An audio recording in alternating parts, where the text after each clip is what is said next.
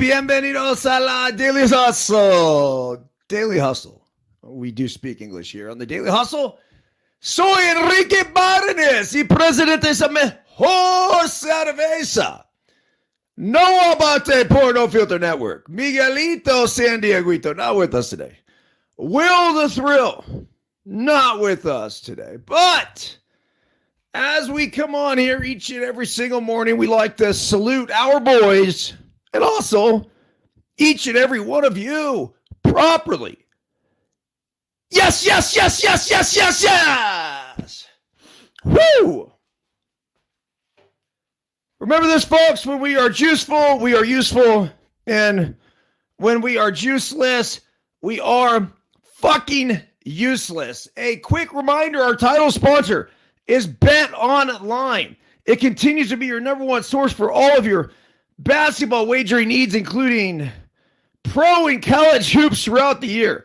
With up-to-the-minute odds, stats, and trends, you can follow your favorite team's path to the playoffs with in-game live betting, contests, and all the best player props. Experience the world's best wagering platform anytime from your desktop or mobile device. Head to Bet Online today to become part of the team, and remember to use the promo code BLEAV, capital B-L-E-A-V,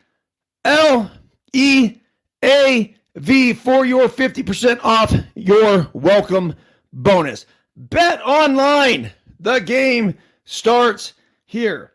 Also, let's not forget about our guys over at Birdman Bats who made this gorgeous flippy bat. That's right, to coincide with the flippy necklace. Parents at home, if you're concerned about the double smiling stick figure given the double bird, don't be. This is a positive symbol.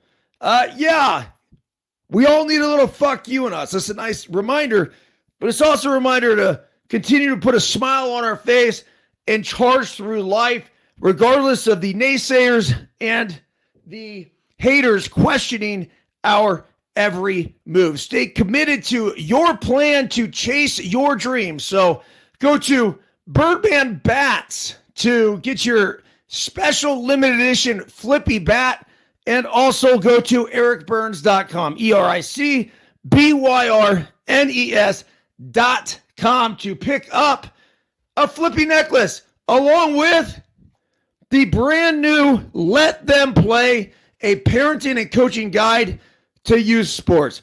Don't believe me? I don't know. Let's try USA Baseball President John Gall, who says this should be required reading for every travel baseball coach and parent in America. The beauty of the LTP philosophy is the trust, freedom, and respect. The coach and parents are required to give the child a simple yet transcendent guide for today's world. Let Them Play, available at ericbyrnes.com right now. Okay, before we get into baseball, there's a couple things that I wanted to hit. We've been off the air for a while, just some traveling. So I feel like it's been about a week. We did our Deuces Wild show on Tuesday, but we haven't had a Daily Hustle all week. Went to Houston late last week. LTP boys had a fantastic showing in the tournament out there. Went 4-1, lost to one of the best pitchers in the country once we got the bracket play in a 3-2 heartbreaker. But all in all, a fantastic trip of winning and learning is what we like to say. So a couple articles that I ran across when we were out of town. And I'm like, dude, I got to get into this when we get back on the DH. Well, check this out. This is an article in The Athletic titled "The Dumbest Rule in Swimming. NC State's Owen Lloyd stripped of ACC title for celebrating with his teammate."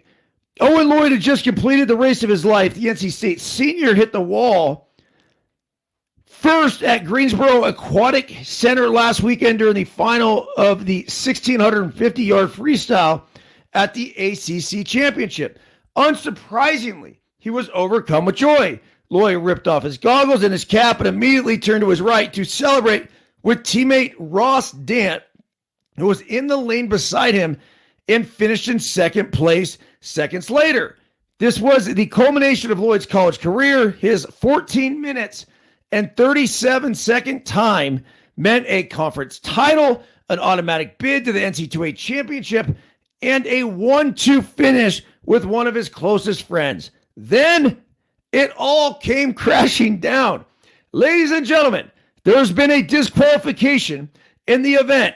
33 Heat 4, the PA announcer said to the crowd. Lane 4 was disqualified for crossing into another competitor's lane. Fans displayed their displeasure with boos being heard throughout the aquatic center.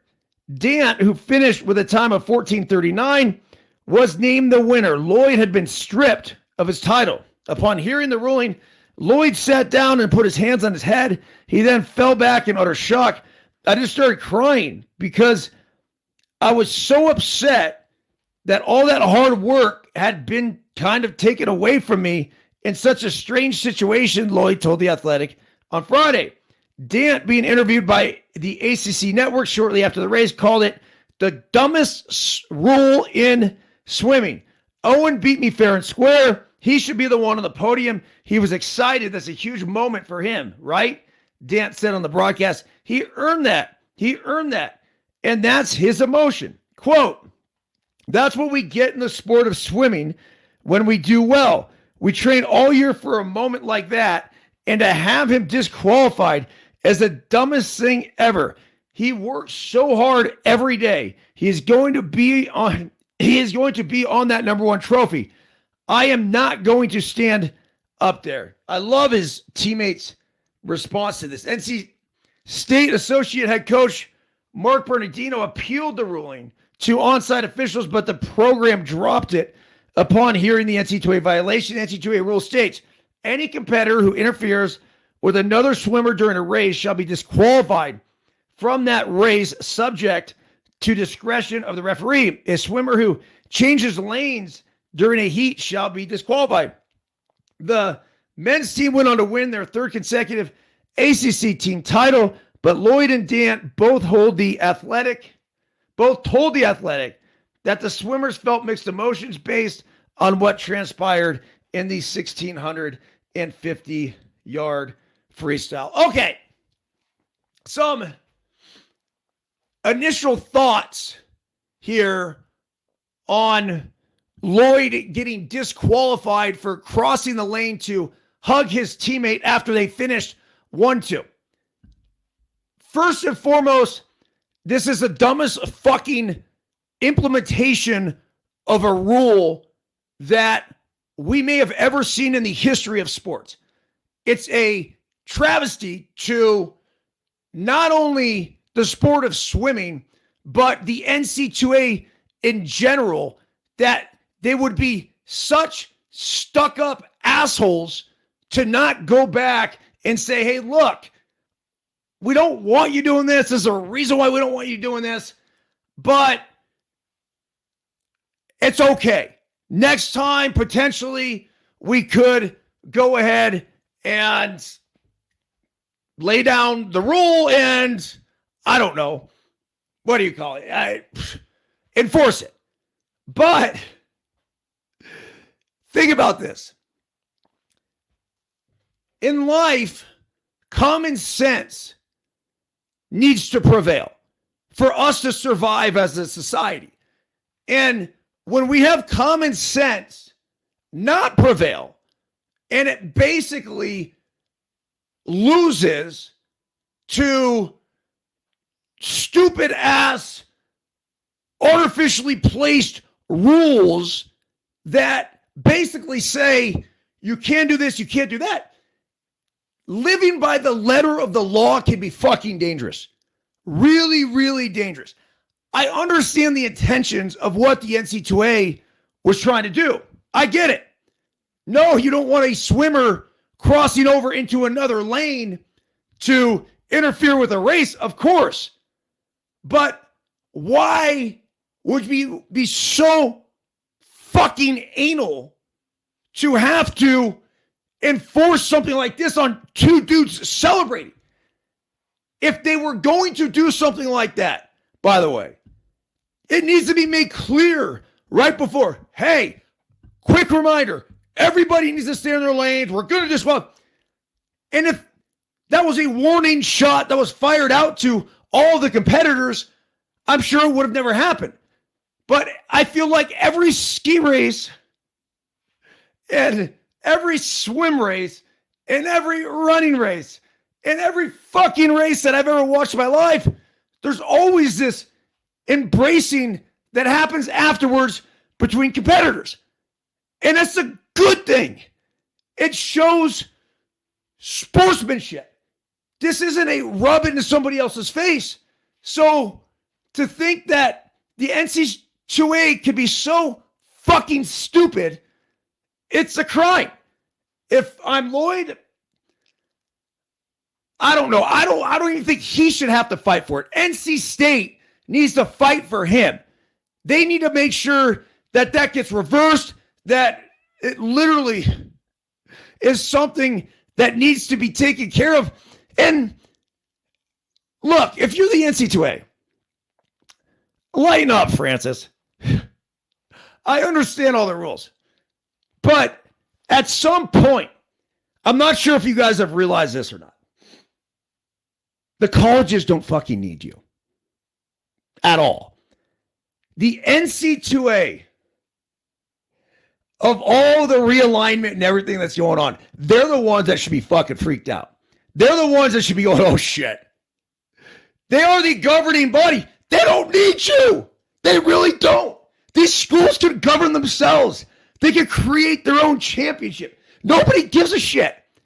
And so when you do stupid shit like this, it just, I would say, if I'm a member of NC State or a member of one of these major universities, going, do we really need this so-called governing body over us implementing these rules and infractions and everything else, especially when they don't make any fucking sense? I'm done. Done.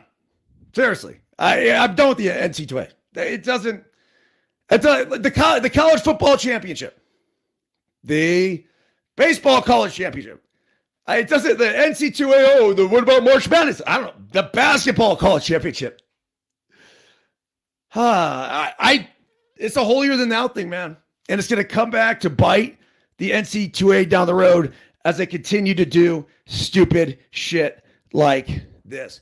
Okay, the other thing that I want to bring up as we're getting into March Madness here. I saw this article this morning. It says, basketball's newest star wears rec specs and goes by the name Kareem Abdul-Jabbar. This is too good. Take a look at our dude. That's right. Kareem Abdul-Jabbar. You can't make this shit up. Robbie Avila has an old school look and an old school game. Oh, man. All right, I'll get into a little bit of this article. To look at him, Indiana State sophomore center, Robbie Avila, seems better suited for your local gym's over 50 league than an NC2A dirt tournament. His vertical leap better resembles a scoot. He plays with prescription sports goggles strapped to his face, a fashion choice that has transformed him into an overnight sensation. Nobody would describe him as svelte. Nonetheless, Avila has elevated Indiana State into a trendy pick to bust brackets later this month for the first time since a young forward named Larry Bird was on campus. And his throwback approach and signature eyewear have made him a hero to weekend warriors everywhere. Quote, my brother came up to me and goes, you're not you without your goggles. You're not Robbie Avila. Avila said, recalling a brief stint in high school where he tried ditching the goofy goggles for contact lenses. I was like, you know what? You're right. With the rec specs wrapped back around his head. Avila has emerged as the unlikely breakout star for the college basketball season as Indiana State has climbed to the top of the Missouri Valley Conference, the 6'10". I mean, this guy's a fucking beast. Avila has schooled his more athletic opponents. That is to say, nearly all of them with a decidedly retro combination of pump fakes, spin moves, and hook shots. Those, plus his now famous goggles, have won him a set of memorable nicknames. All right, here are the nicknames. Larry Nerd. Stephen Blurry.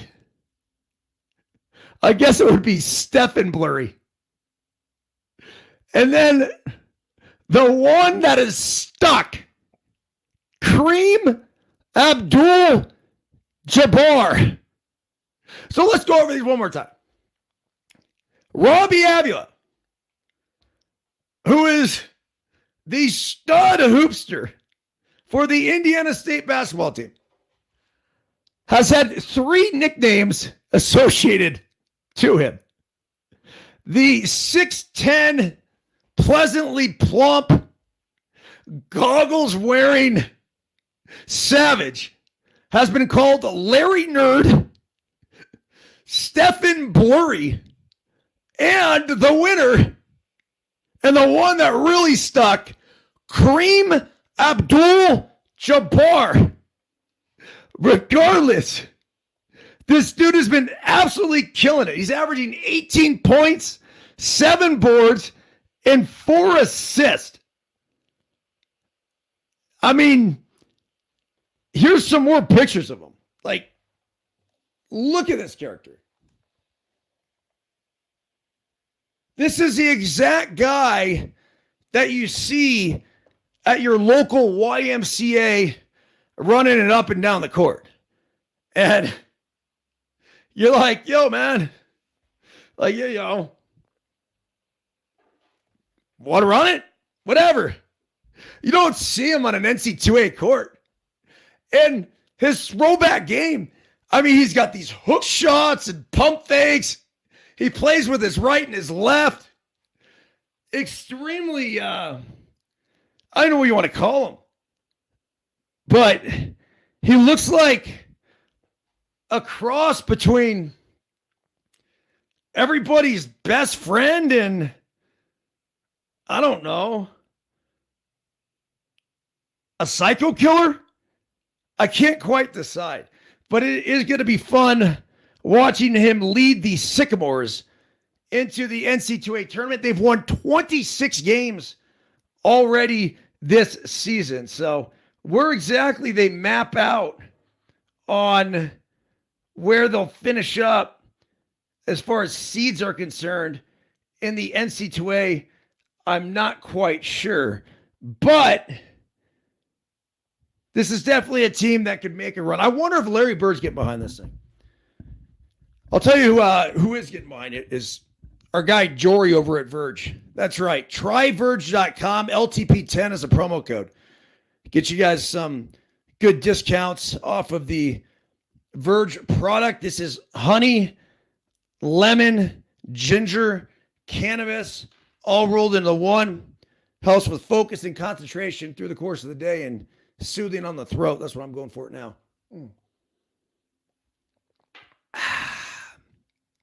So good.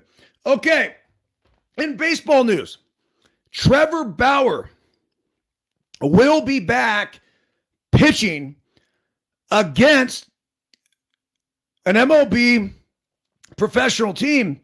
Unfortunately, it won't be for an MLB team. Trevor Bauer is scheduled to pitch against Dodgers minor leaguers with a Japanese tryout team.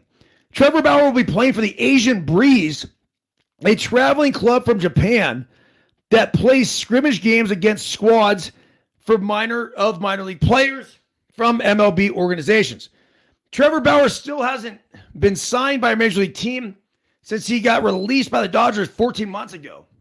And after the completion of his suspension for violating MLB's domestic violence and sexual assault policy. However, on Sunday, the embattled pitcher is expected to return to the Dodgers Camelback Ranch spring training facility to participate in an organized game against minor leaguers with the club. How? Bauer will be playing for a team called the Asian Breeze, a traveling club from Japan that plays scrimmage games against squads of minor league players from MLB organizations, hoping to get its players noticed by professional scouts. Bauer's game will take place on one of the back training fields at Camelback Ranch and is unlikely to feature any players from the Dodgers major league roster.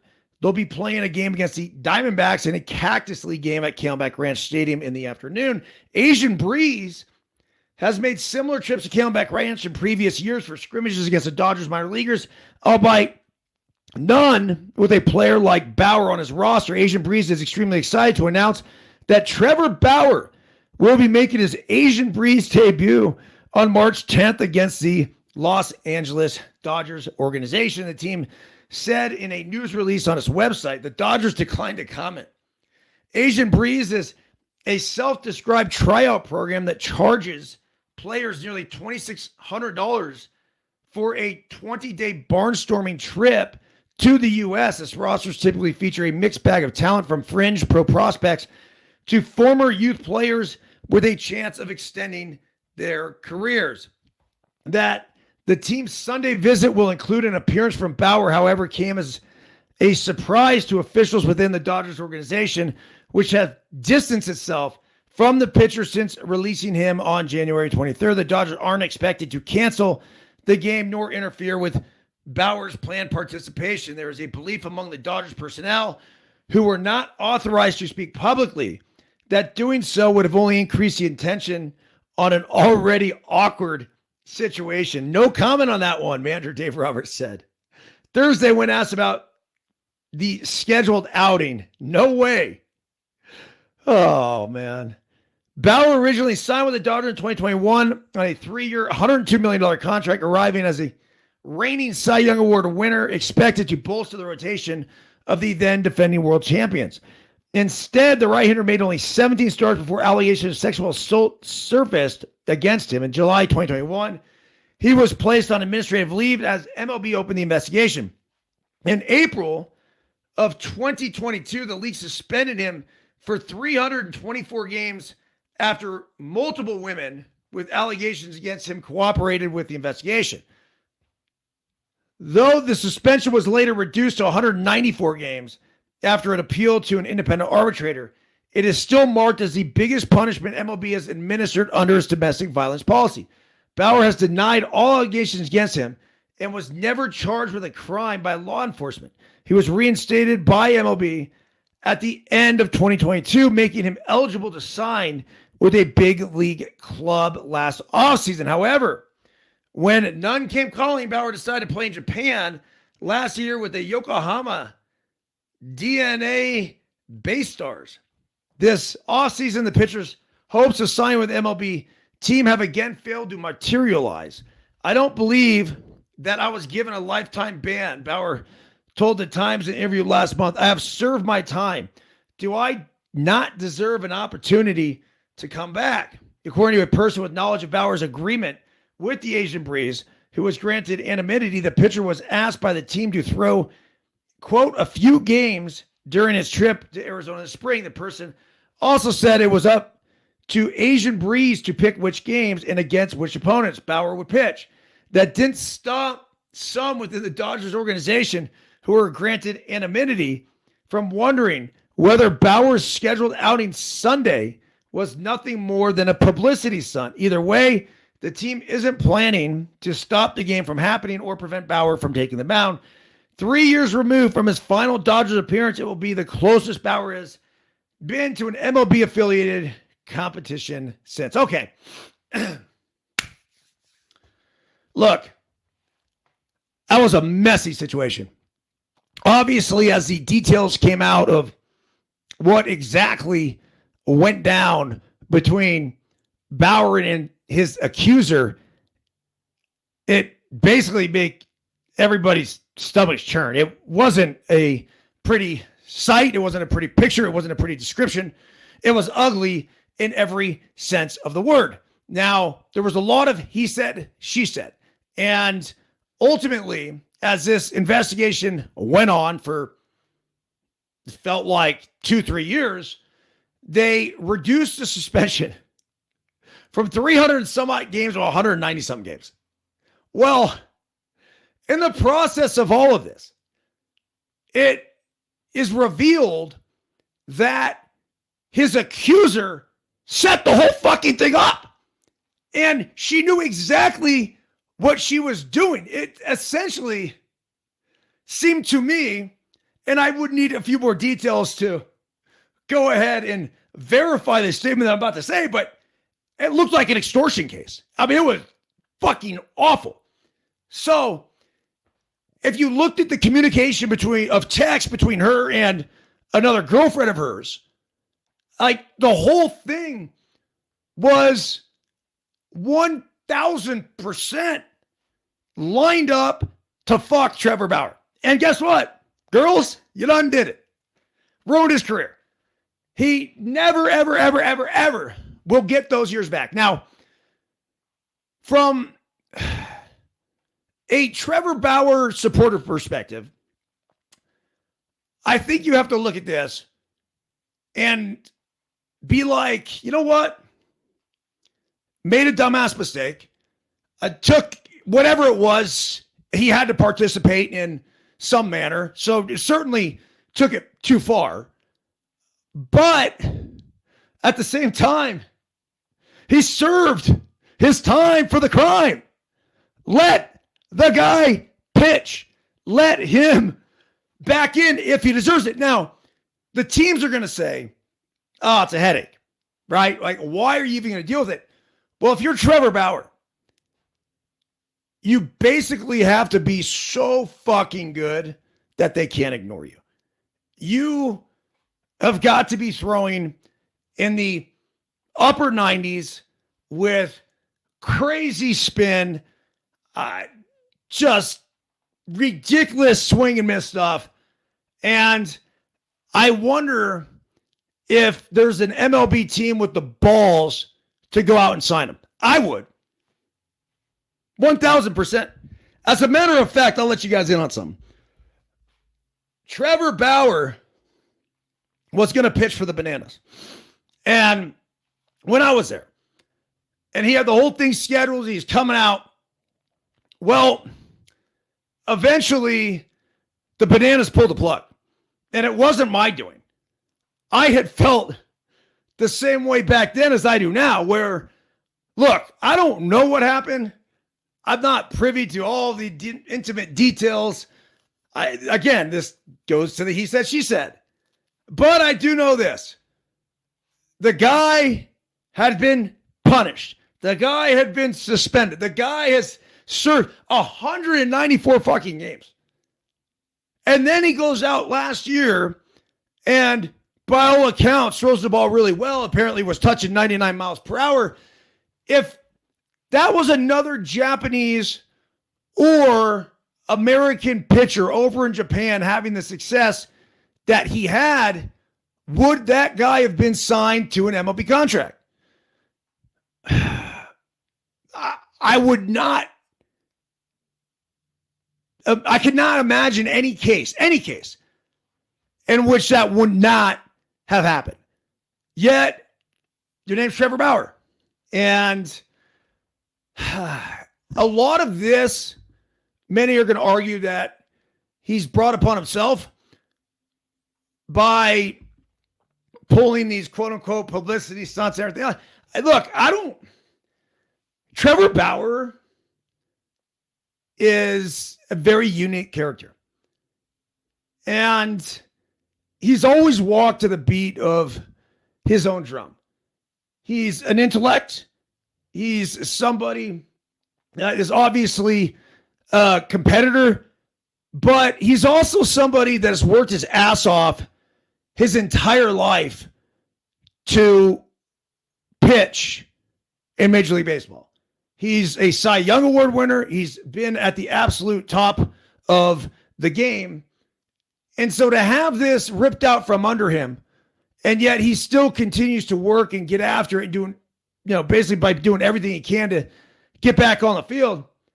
Are you telling me that Major League Baseball in general is so hell-bent on having this holier-than-thou attitude that you can't at least give him a shot? Look, if you bring him in and he doesn't perform, give him the fuck out.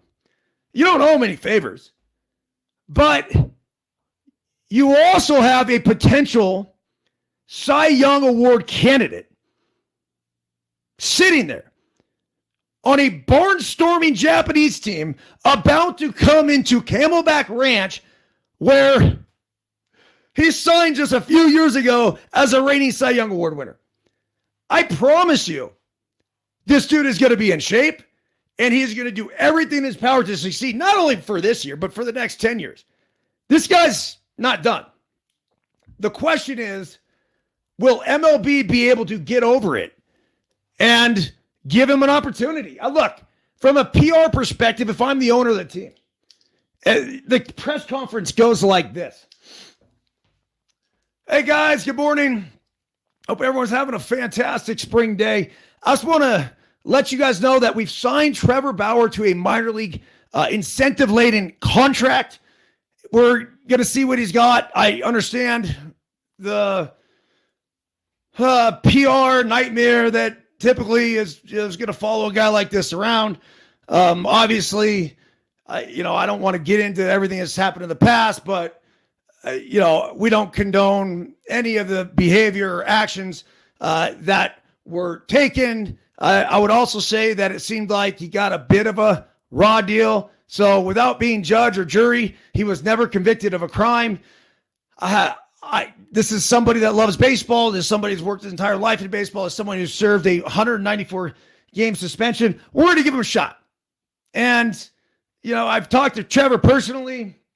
He's indicated that he obviously is going to be on his best behavior. I actually think from a pitching perspective, he has a lot to offer our younger pitchers. He could bring a ton to this organization with his wealth of knowledge and work ethic that I hope will rub off on a lot of the other guys. If it doesn't work out, hey, it doesn't work out, and we're both move on. But I think this is the time that we all need to step back and realize that all of our closets aren't necessarily clean either, and the dude deserves another shot.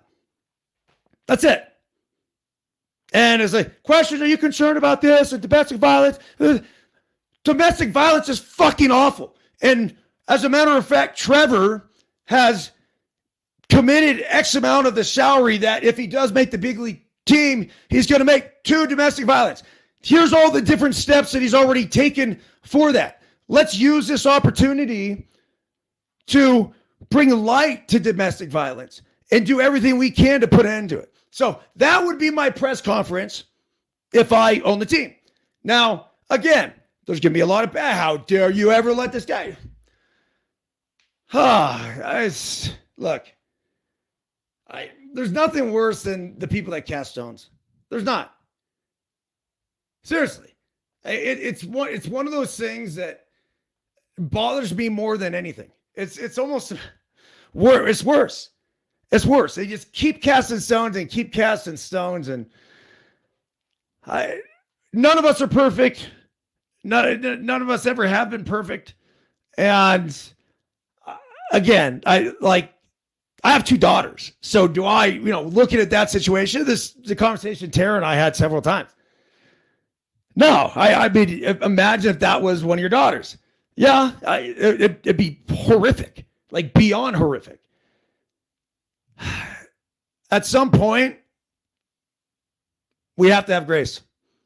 And if he is that committed to getting back on a big league diamond, I'd be willing to give him a look, especially as all the information came in about what really happened and how all of it went down.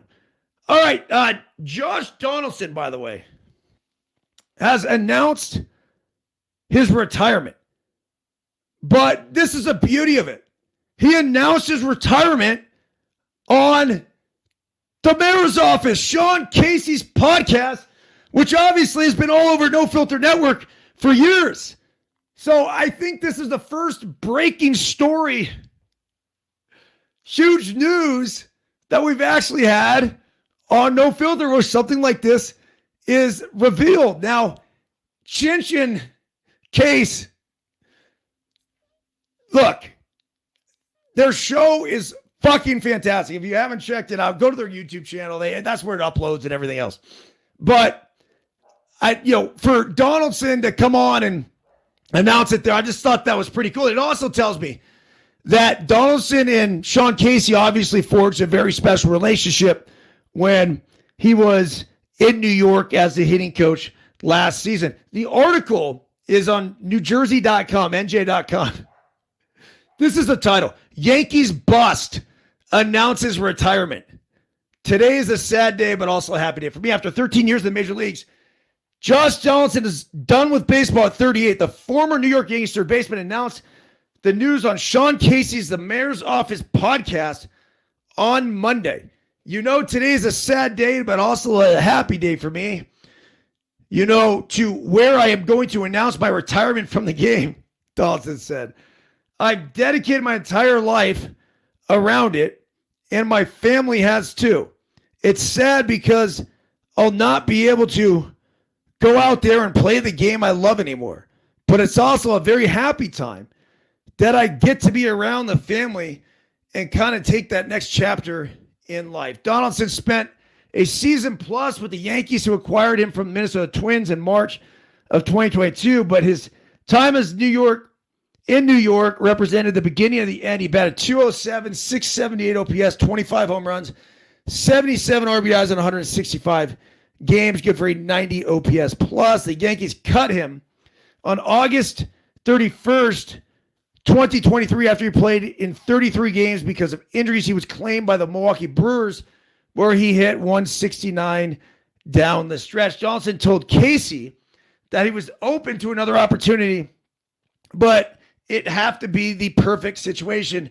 He had an enjoyable summer. He got married, traveled, played golf, and now he wants to focus on a different side of life. I feel very blessed. I have played as long as I have. I got to play, and I was able to go out there really from a guy who got sent out 5 times to the minor leagues and made my big league debut as a catcher, Donaldson said. Despite the way his career ended, Donaldson was an excellent player. He had a 2015 MVP, 3-time All-Star, 2-time Silver Slugger, and he put up a career 129 OPS plus, 261 average, 279 homers, 816 runs drafted by the Chicago Cubs in the first round 2007 draft. Donaldson began his major league career with the Oakland A's and also played with the Blue Jays, Cleveland Indians, and Atlanta Braves. All right. Donaldson, what a terrific career, man. He was so much fun to watch with the A's. When he came up, this is a bad motherfucker, man. And I don't even want to call it launch angle revolution or whatever, but he was on the forefront of the non-ground ball revolution. He was one of the first ones to talk about hitting the ball in the air consistently with power. And that was it. Fuck launch angle. It was all about not hitting the ball on the ground and driving the baseball. And if you go back and look at some of the footage when he was with Mark DeRosa at MLB Network, it was the greatest demo that I maybe ever saw in my 10 years with MLB. And basically he brought everything that he had learned into that studio and revealed all of it. Revealed all of the intricacies, the tricks of the trade, everything to elevating the baseball. And I really think that when you go back and look at his career and you say, hey, what's Josh Donaldson going to be known for? This is a gritty player that grinded out at bats, that hit fucking bombs, and he had an I don't give a fuck attitude to go with it. Josh Donaldson, a career That was absolutely fantastic. Obviously not a Hall of Fame career. He would have had to done what he did in 2015 over and over again a few more times. But at the same time, a 129 OPS plus throughout his entire career. That's 29% better than league average. A fantastic job by Josh. So love to get Josh here on No Filter. Get him on the Daily Hustle. A little bit of a restructuring thing, by the way. And I got to roll. I got like 3 articles. I plan on getting to 10. So starting next week, I am going to really focus on bringing guests to the Daily Hustle. This has always been a life optimization sports podcast in which we like to talk about the hottest news stories, sports scores, weather phenomena from around the world, all to bring value to each and every one of our lives. Well, we'll still have the same sort of structure where have 2 or 3 different hot topics that we'll want to talk about from the beginning. But let's just say if it were to run, I don't know, say 40 minutes, 20 minutes of that will be dedicated to hitting all the hot news items. And then the next 20 is going to be dedicated to bringing on guests and to having conversations with people that I think could add value to our lives. Now, hey, it could be a former big leaguer, it could be a current big leaguer, it could be anyone from Lance Armstrong to Barry Bonds, who knows? But ultimately, it's going to be somebody who has something to share, a story to tell, information for us that could enhance all of our lives. So I'm looking forward to this transition. I've thought a lot about it as I took this week off, and I don't know. And now I actually got this show done, so I'm not sure if I've missed a Daily Hustle in 2 years. Basically, I've hit at least one every single week. But I think every now and again in life, we have to step back and go, okay, what have I been doing and how can I enhance the value of what we're creating here at No Filter Network? And a lot of that was, I'll come on here and I'll blabber into this microphone for an hour, sometimes even longer. And it's cool. And I get to go over, a lot of the news stories and everything else and talk about some hot button topics. And then potentially Henry cuts some stuff up. We fire it out on social. Some of it goes viral. Some of it doesn't, whatever. Well, if I'm going to be spending this much time doing this, I want to have conversations. I want to talk to people. I want to get others' opinions. I want to continue to make this super interactive. And that's the beauty of No Filter Network, is that it's interactive. So, if we bring on whoever it be, let's just say we get Barry Bonds on here. How about giving you guys an opportunity to ask Barry a question? I mean, how cool would fucking that be? Have an opportunity to be able to interact and communicate, not only with me, but with whoever I bring on. I think that's everything. Look, No Filter has all sorts of tremendous capabilities, but the number one thing is the communication that is able to take place between the viewer and the host and whatever guests that are on. So really going to go back to the roots of that. And ideally, it helps grow the show. If you're listening on Apple or Spotify right now, thank you. If you could share this with a friend, you're feeling generous, give a 5-star review, maybe write a little something here or there. But I'm super stoked about where I think the show is going to go and the potential that we're going to have with all these new guests being able to come on. Yeah, I don't think I realize how much I miss having somebody. Now, Kowalski and I did this for the first year together, where we go back and forth, and it was great. Fortunately for Kowalski, he's got a job now that takes so much of his time doing that. But I just think that, look, communication, conversations in life in a disconnected world that we live in. When we could draw these connections and we could have these interactions, slow life down a little bit. I think that's critically important for all of us. And, even me just who comes on here and does this, it's something that I know I am going to thoroughly enjoy. So look, if you guys have any recommendations for guests too, let me know. eb@nofilter.net. That is my personal email address. eb@nofilter.net. Fire away any suggestions that you have. And if you have access to some of these people and want to help get them on, hey, have at it. Go for it, because I'm just looking for any sort of conversation, again, that is typically relevant to the sports world. But even if not, if it's just life optimization stuff, so what? Let's roll that way, because that's the backbone of this show, and that's how and why it was created. All right, a lot of love out there. Let's finish with a little James Allen, since I got the book in front of me. Visions and Ideals. The dreamers are the saviors of the world. As the visible world is sustained by the invisible, so men, through all of their trials and sins and sordid vocations, are nourished by the beautiful visions of their solitary dreamers. Humanity cannot forget its dreamers. It cannot let their ideals fade and die. It lives in them. It knows them as the realities which it shall one day see and know.